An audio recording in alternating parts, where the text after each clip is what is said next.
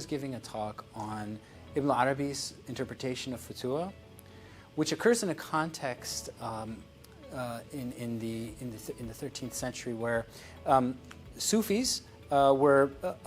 both interested in and worried about increasing allegiances to brotherhoods, Futuwwa brotherhoods. And Ibn Arabi tries to absorb the Futuwwa tradition in his writings in a legalistic framework and in a, what we might say, Shar'i framework,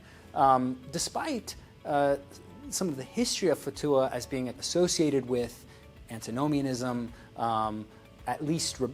possibly sort of rebelliousness. And so he's, in a way, trying to explain it, work it into his system, into his metaphysics, into his ethics,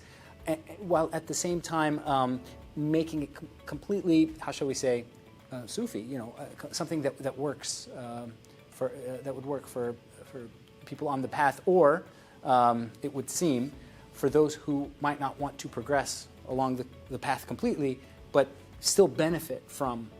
spiritual training. Because often there were, at this point, they're starting to develop two tracks, the Futuwwa track and the Tasawwuf track. I mean, it's very interesting to have what you might call a virtue, like Futuwwa, if you can call it that,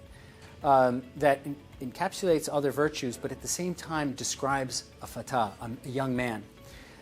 It's interesting both because of parallel histories in other traditions, such as in the Roman tradition, where the word virtus,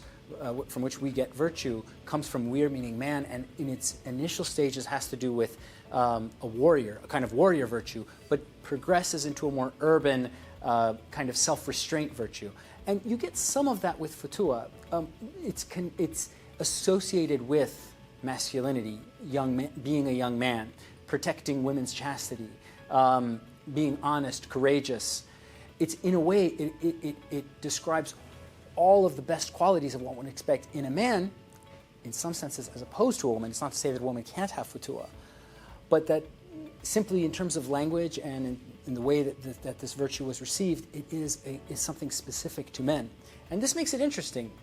because, you know, thinking about ethics in a gendered way and thinking about a virtue that would apply to men and possibly not to women deserves discussion.